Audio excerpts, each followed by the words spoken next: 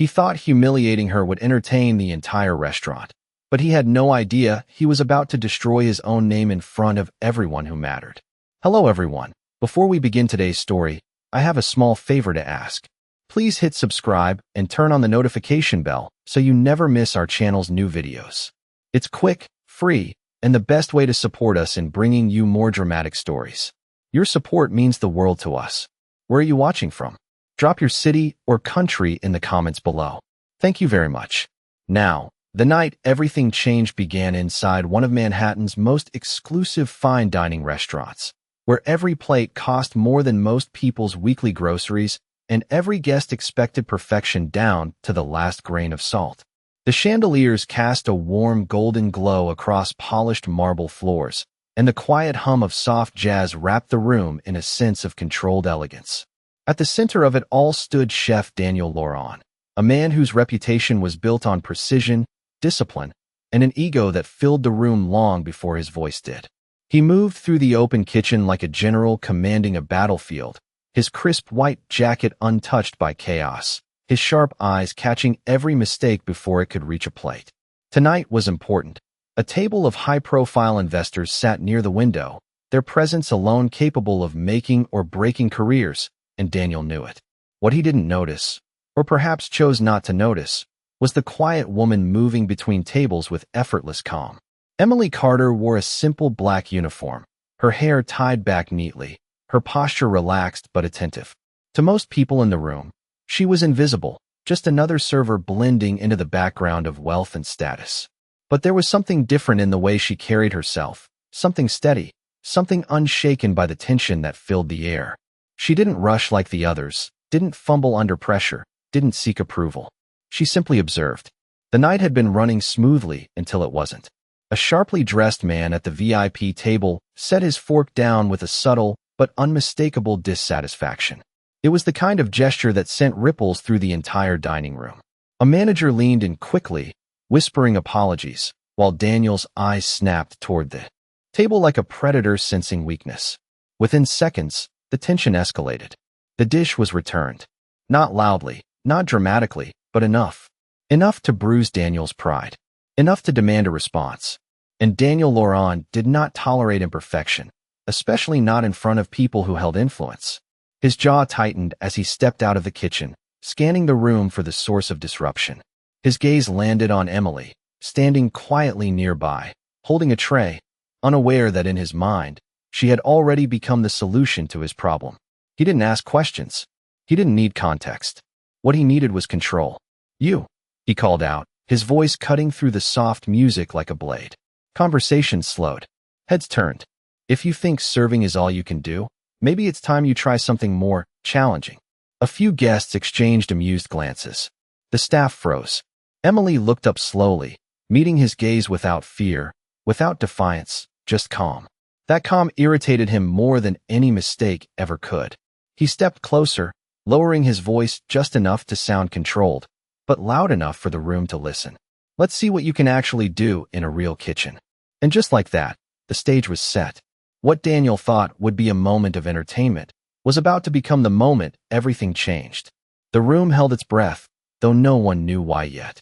And Emily, she simply nodded. The moment Emily Carter stepped past the invisible line between the dining room and the kitchen, everything changed, though no one could explain why. The polished calm of the restaurant gave way to the controlled chaos of the back of house, where heat, timing, and pressure ruled every second.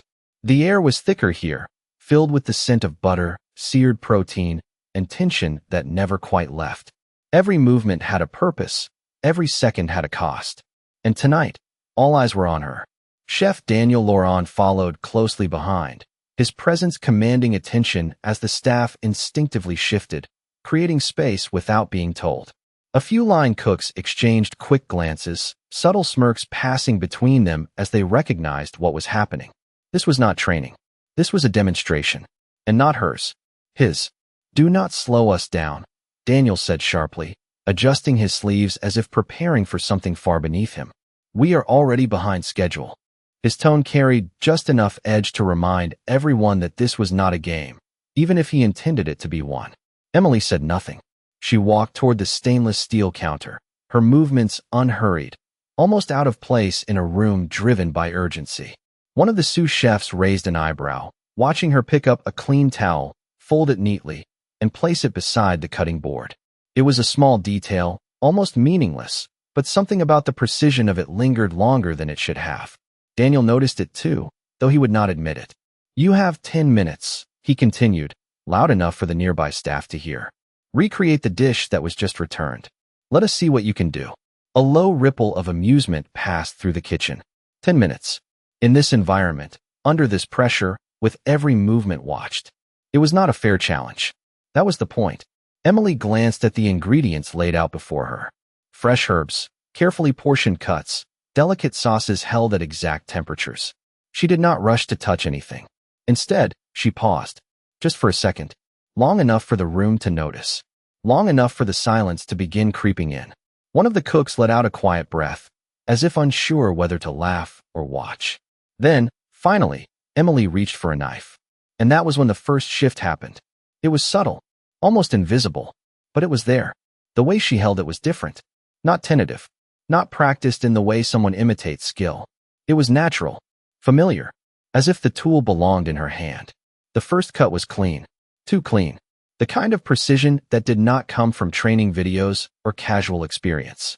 The kind that came from repetition, from years measured not in days, but in service after service, night after night. The nearest line cook straightened slightly, his smirk fading. Daniel's eyes narrowed just a fraction. Still, he said nothing. Not yet. Emily moved with quiet efficiency, her actions flowing one into the next without hesitation. She did not ask questions. She did not look for approval. She simply worked. The rhythm of the kitchen began to shift around her, not stopping, but adjusting, as if something unspoken had entered the room. The sizzling pan seemed louder, the ticking of the clock sharper. And then, without anyone realizing when it happened, the laughter stopped completely. The room was not silent, but it was no longer casual. It was focused, watching, waiting, because something about this was no longer entertaining. Something about this was beginning to feel wrong. And Chef Daniel Laurent, standing just a few feet away, felt it before anyone else, even if he refused to acknowledge it. He had seen hundreds of cooks under pressure. He had broken more than a few egos himself. But this did not look like someone struggling to prove a point. This looked like someone remembering who they were. And that realization, quiet as it was, settled into the room like a warning no one had spoken out loud. By the time the clock hit the halfway mark, something undeniable had taken over the kitchen, and no one could look away anymore. Emily Carter was no longer just following steps. She was controlling the entire flow, adjusting heat without looking, flipping a pan at exactly the right second, reaching for ingredients before anyone else even realized they were needed. It was not fast in a frantic way. It was fast in a precise, almost effortless rhythm that made everything else around her feel clumsy. A sous chef who had worked under Daniel for 5 years found himself unconsciously stepping aside, giving her more space without being asked. Another cook stopped mid-motion, his hand hovering over a garnish as he watched her plate come together piece by piece. This was not how someone performed under pressure. This was how someone performed when pressure meant nothing. Daniel crossed his arms, his jaw tight, his eyes locked on her hands as if searching for a mistake that refused to appear. He had expected hesitation, expected confusion, expected even a small slip that he could point out and amplify. But there was none. Every movement connected seamlessly to the next, each step building towards something he could not yet define but already did not like.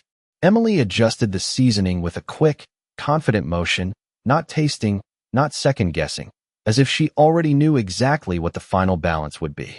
That detail alone made one of the line cooks glance at Daniel, uncertain, because no one in this kitchen skipped that step, not even Daniel himself. The air shifted again, tighter now, heavier, as if the room itself was holding its breath. Then came the moment that changed everything.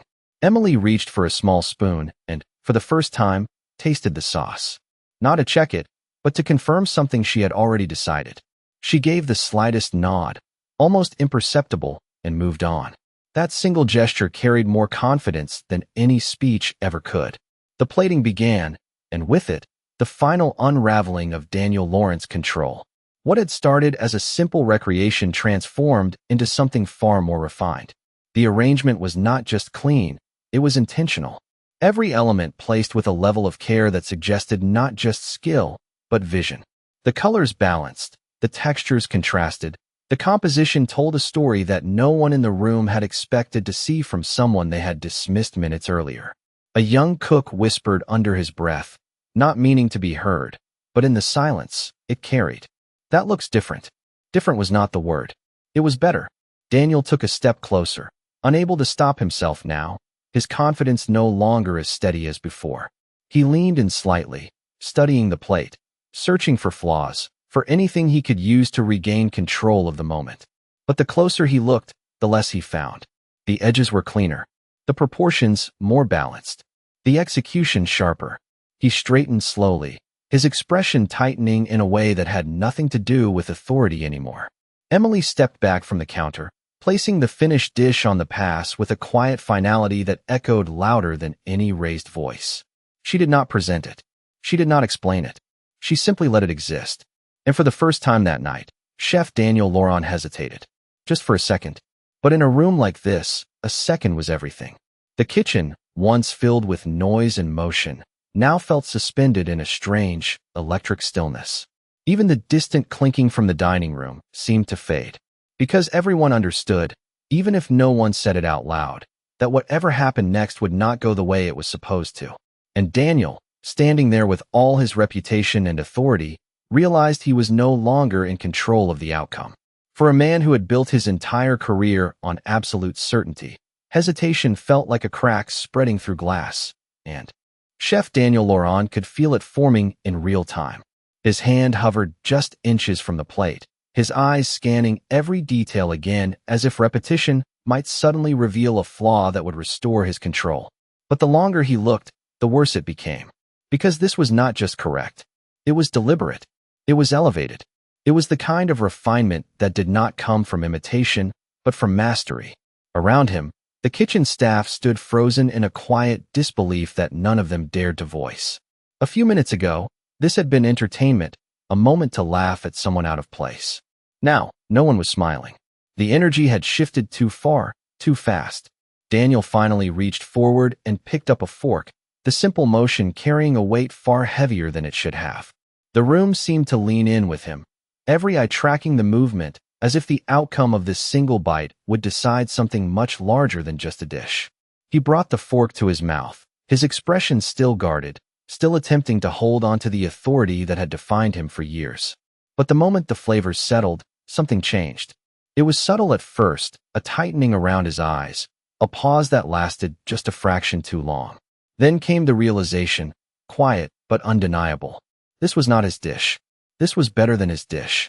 The balance was sharper, the depth more layered, the execution cleaner in ways that could not be argued or dismissed. He lowered the fork slowly, and for the first time that night, he did not speak immediately. The silence stretched, filling the kitchen with a tension that felt almost physical. One of the sous chefs shifted his weight, another glanced at the others, but no one broke the moment.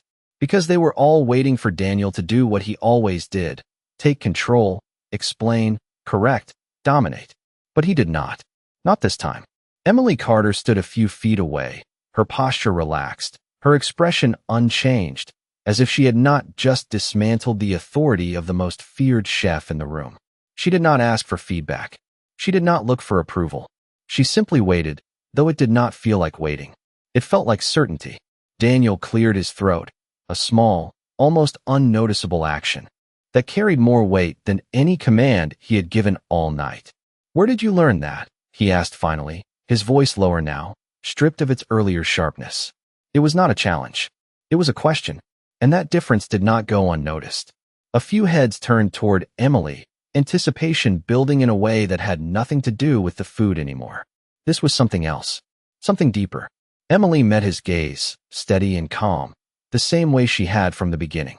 For a moment, she said nothing, letting the silence linger just long enough to settle over everyone in the room. Then, quietly, she spoke. "Different places," she said. The answer was simple. Too simple. It did not satisfy anyone, least of all Daniel.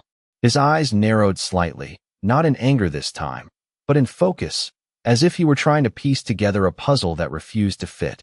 Because people did not just learn to cook like that. Not by accident. Not by chance. There was history behind those movements, discipline behind that precision, experience measured in years that could not be hidden behind a quiet smile. The realization began to form, slow but inevitable. He took another look at the plate, then back at her, and for the first time since she walked into his kitchen, he was no longer looking down at her. He was trying to understand her. And somewhere in that shift, the balance of power in the room quietly, completely, changed. The silence did not break immediately, and that was what made it heavier than anything anyone could have said.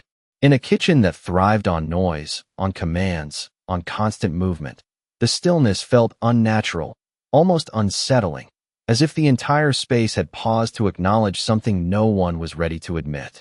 Chef Daniel Laurent stood there, the fork still in his hand, his thoughts moving faster than his expression allowed. For years, he had built his identity on being the final authority in any room he stepped into, the one who decided what was good, what was exceptional, and what was unacceptable. But now, standing in front of a dish he could not critique, created by someone he had dismissed moments ago, that authority felt less certain than it ever had before. Around him, the staff shifted subtly, not out of disrespect, but out of confusion.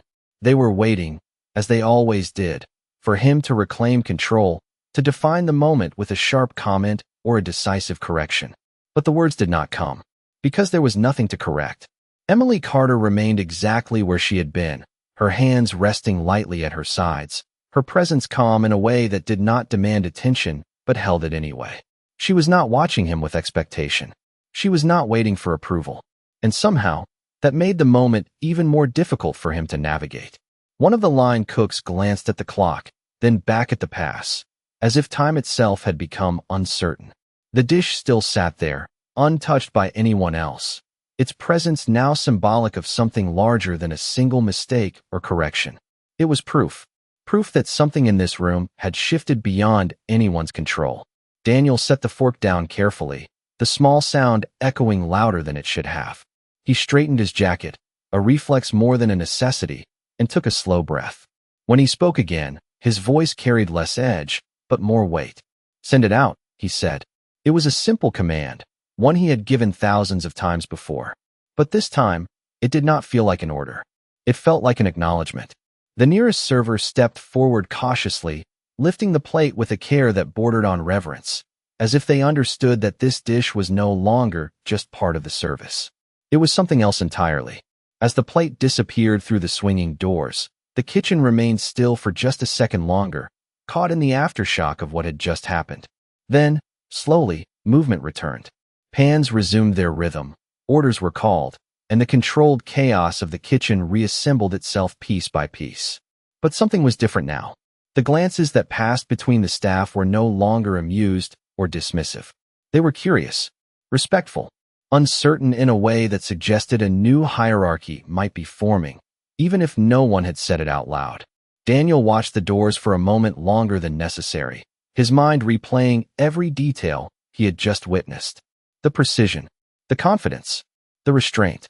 None of it aligned with the image he had formed of her, and that disconnect bothered him more than any criticism ever could. He turned back toward Emily, his expression no longer one of dominance, but of calculation, as if he were trying to understand how he had misread her so completely. "You have done this before," he said quietly, not as an accusation, but as a realization. Emily met his gaze again, steady as ever, and for a brief moment, there was something in her eyes that had not been there before. Not arrogance, not pride, just a quiet acknowledgement that he was finally asking the right question. But she did not answer immediately. Instead, she glanced toward the doors where the dish had just been taken, as if the true response was still unfolding out there, beyond the kitchen, beyond this moment. Because whatever happened next, it would not just confirm what she already knew. It would reveal it to everyone else. And somewhere between that realization and the silence that followed, it became clear that the night was no longer under Chef Daniel Laurent's control. It belonged to her now, whether anyone was ready to admit it or not. The moment the dish left the kitchen, the tension did not disappear. It followed it, carried on porcelain and expectation into the dining room, where everything still appeared calm on the surface. Inside the kitchen, however, every second stretched longer than it should have. No one said it out loud, but everyone was listening, not with their ears, but with their instincts, waiting for a signal from beyond the swinging doors that would confirm what they had just witnessed. Chef Daniel Laurent stood still, his attention fixed not on the next order, not on the rhythm of service, but on that single plate now out of his reach. It was unfamiliar territory, not being in control of what happened next, not being the one to define the outcome before it even arrived. A server passed through the doors, then another, each movement causing subtle shifts in attention, but none of them carried the answer yet. Emily Carter remained quiet, her posture unchanged, as if the result was already known to her, as if the waiting was for everyone else. The seconds turned into what felt like minutes, and then it happened. The door swung open again, not with urgency, but with intention. The same server who had carried the dish out stepped back into the kitchen, but this time, the energy around him was different. He was not rushing. He was not neutral. There was something in his expression, something that had not been there before. "They asked who made it," he said, his voice steady, but carrying across the room with a clarity that silenced everything else instantly. No one moved. No one spoke. The words hung in the air like a quiet declaration. Daniel's eyes sharpened, his attention narrowing, because that question was not routine. Guests did not ask that question unless something stood out, unless something broke expectation. "What did they say?" one of the cooks asked under his breath, unable to hold back the curiosity any longer. The server hesitated for just a fraction of a second, not out of uncertainty, but because he understood the weight of what he was about to say. "They said it is the best dish they have had in years." The room did not erupt. There was no loud reaction, no immediate response. Instead, there was something far more powerful. Silence. The kind of silence that confirmed everything without needing explanation. One of the sous chefs looked down at the counter, shaking his head slightly as if trying to process what had just been said. Another cook let out a quiet breath, almost a laugh, but stopped himself halfway through. Because this was no longer amusing. This was undeniable. Daniel did not move right away. His expression remained controlled, but the stillness in his posture revealed more than any reaction could. Years of reputation, of carefully built authority, did not disappear in a moment, but they shifted. They adjusted. And he felt it, not as a loss, but as something he could not yet define. His gaze moved slowly from the server to Emily, studying her again, not as a subordinate, not as a mistake, but as something he had failed to recognize. "Who are they?" he asked, his voice quieter now, more measured. The server answered immediately. "Private investors from Chicago. They said they travel for food. They do not compliment easily." That detail landed harder than the praise itself, because Daniel understood exactly what it meant. These were not casual diners. These were people who had experienced the highest levels of culinary excellence, people who compared everything against standards that most chefs spent their entire careers trying to reach. And they had just placed her dish above everything they had encountered in years. The realization settled in, not as a shock, but as a slow, undeniable truth. Emily had not just performed well. She had surpassed expectation at a level that could not be ignored. The balance in the room shifted again, more clearly this time, more permanently. The staff no longer looked at her with curiosity alone. There was respect there now, forming quietly but firmly, the kind that did not need to be spoken to be understood. And Daniel Laurent, standing at the center of it all, realized that whatever happened next would not be about proving her wrong. It would be about understanding how he had been so completely mistaken. Respect did not arrive with noise. It settled quietly into the room, changing the way every person stood, the way they looked, the way they understood what had just happened. The kitchen was moving again, but not the same way it had before. There was a subtle hesitation now, not from confusion, but from awareness. Every glance toward Emily Carter carried a different weight, no longer dismissive, no longer curious, but careful, as if everyone was recalibrating their understanding of who she was. Chef Daniel Laurent felt it more than anyone. He had spent years controlling environments like this, shaping them, defining them, ensuring that every hierarchy remained clear and unquestioned. But now, standing in the center of his own kitchen, he realized that clarity had shifted without his permission. And what unsettled him was not that she had done something impressive. It was that she had done it without trying to prove anything at all. He stepped closer again, not with authority this time, but with intention, his voice quieter, measured, carrying none of the sharp edge it had before. "You did not answer me," he said, his eyes fixed on hers, searching not for weakness, but for truth. The rest of the kitchen slowed once more, not stopping completely, but enough that the moment could be felt by everyone present. Emily met his gaze, her expression unchanged, but there was a difference now, not in confidence, that had been there from the beginning, but in openness, as if the question had finally reached a place worth answering. She did not rush. She did not perform. She simply spoke. "I used to cook," she said. The simplicity of the sentence landed with unexpected weight. A few of the staff exchanged quick looks, uncertain how to process an answer that seemed so small compared to what they had just witnessed. Daniel's brow tightened slightly, not in frustration, but in focus. "Used to," he repeated, as if testing the words, trying to understand what they concealed. Emily nodded once, her gaze steady, her tone even. "Yes." The pause that followed was not empty. It was full of unasked questions, of assumptions forming and dissolving at the same time. Because no one who cooked like that simply used to cook. That kind of skill did not fade. It did not disappear. It stayed. Daniel took a slow breath, his mind moving through possibilities, each one more unlikely than the last, until only one explanation remained, one that he had not considered because it had seemed impossible just minutes ago. "Where?" he asked, his voice lower now, almost careful. The question was no longer about curiosity. It was about confirmation. The kitchen leaned into the silence again, drawn by something deeper than interest, something that felt like the edge of a revelation. Emily glanced briefly toward the pass, toward the space where the dish had been, as if acknowledging the moment that had already answered the question in a way words could not. Then she looked back at him. "Places that required more than perfection," she said quietly. The answer was not direct, but it was enough. Enough to shift the air again. Enough to make a few of the more experienced staff straighten slightly, recognition beginning to form in their expressions, not of her face, but of her level. Daniel's posture changed, almost imperceptibly, but undeniably. The distance he had held between himself and everyone else in the room began to close, not physically, but in presence. Because for the first time, he was not standing above her. He was standing across from her, equal. And that realization, quiet as it was, carried more weight than anything that had been said all night. The kitchen did not need an announcement. It did not need confirmation. It understood. Because in environments like this, skill spoke louder than titles, louder than reputations, louder than ego.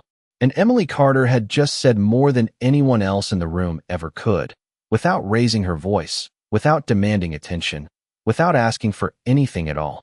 The balance had shifted completely now, and everyone could feel it. The realization did not arrive all at once. It unfolded slowly, piece by piece, as the weight of her words settled into the room and began connecting with everything they had just witnessed. Places that required more than perfection. That was not something a casual cook said. That was not something learned from short-term experience or quiet practice. That was the language of someone who had lived inside kitchens where standards were not just high, but unforgiving, where every plate carried reputation, where every mistake had consequences that reached far beyond a single service. One of the senior sous chefs, a man who had spent years chasing recognition in the industry, shifted slightly, his eyes narrowing as memory and instinct aligned. He had seen this before. Not her face, not her name, but this level, this control, this restraint. And that was when the whisper started, barely audible, but enough to ripple through those who understood. Michelin. The word was not spoken loudly, but it did not need to be. It carried its own gravity, its own meaning. Daniel Laurent heard it, and for the first time that night, he did not dismiss what came from his own team. Because deep down, he had already reached the same conclusion. He just had not been ready to say it out loud. His gaze returned to Emily, studying her with a clarity that had replaced his earlier assumptions. The simplicity of her uniform, the quietness of her presence, none of it aligned with what he now understood. And yet, that was exactly what made it real. Because true mastery did not announce itself. It revealed itself when it was tested. How long, he asked, his voice steady, but carrying something new beneath it. Not authority, not challenge, respect. The question was not about curiosity anymore. It was about acknowledging what stood in front of him. Emily paused for a moment, not because she needed time to think, but because she chose her answers carefully, the same way she had chosen every movement in the kitchen. Long enough, she said. Again, simple. Again, enough. A quiet breath moved through the room. Not relief, not tension, but something closer to understanding. Because no one needed exact numbers. No one needed a resume. They had already seen the proof. The kitchen, once defined by Daniel's presence, now felt balanced in a way it never had before. Not divided, not challenged, but expanded. As if something had been added rather than taken away. Daniel took a step back. A small movement, but one that carried meaning. It was not retreat. It was recognition. His eyes moved once more to the pass, then back to her, and in that brief exchange, something unspoken passed between them. Not defeat, not victory, something more complex. Mutual awareness. Because in that moment, he understood that what had happened was not an accident, not a lucky performance, not a moment of defiance. It was identity. And identity could not be undone. A server pushed through the doors again, this time with a different energy, faster, sharper. "They want to meet the chef," he said, his voice cutting through the room with urgency. The statement landed differently now, because for the first time that night, there was uncertainty about who that word referred to. Several eyes shifted between Daniel and Emily, not in confusion, but in quiet acknowledgement of the question no one dared to ask out loud. Daniel did not respond immediately. His gaze rested on Emily, and for a brief second, the weight of decision hung in the air. Years of habit, of expectation, of identity pressed against a new understanding that had formed in less than 10 minutes. Then, slowly, he turned toward the door, but not before speaking. "We will go," he said, his voice calm measured. "Not I. We." The difference was subtle, but it echoed through the room louder than anything else that had been said all night. Because in that single word, the final shift was complete. The kitchen did not need confirmation anymore. It had already witnessed the truth. And as Emily stepped forward beside him, not behind, not following, but beside, the room fell into a quiet stillness once more. Not from tension, from respect. Because everyone understood that whatever happened next would not just be a continuation of the night. It would be the moment the outside world saw what they had just experienced. And this time, there would be no misunderstanding. The dining room did not know what had just happened behind those doors, but it could feel that something had changed. Conversations softened as Chef Daniel Laurent stepped forward, his presence still commanding, but no longer overwhelming the space the way it once did. Beside him walked Emily Carter, quiet as ever, her posture composed, her expression calm, yet the energy around her carried something undeniable now. The table of investors looked up, their attention immediately drawn not just to Daniel, but to her. One of them, a man in his late 50s with the kind of confidence that came from decades of refined taste, leaned forward slightly. "We were hoping to meet the person who created that dish," he said, his tone respectful, but direct. For a brief moment, the room held its breath again, waiting to see how this would unfold. Daniel glanced at Emily, not with hesitation, but with clarity. The decision had already been made. "This is Emily Carter," he said, his voice steady, each word carrying weight. "She prepared your dish." The shift was immediate. The investors' expressions changed, not into surprise, but into recognition, the kind that came when something rare presented itself without warning. The same man stood slowly, extending his hand toward Emily. "That was not just a meal," he said. "That was experience, discipline, and vision on a level we do not come across often."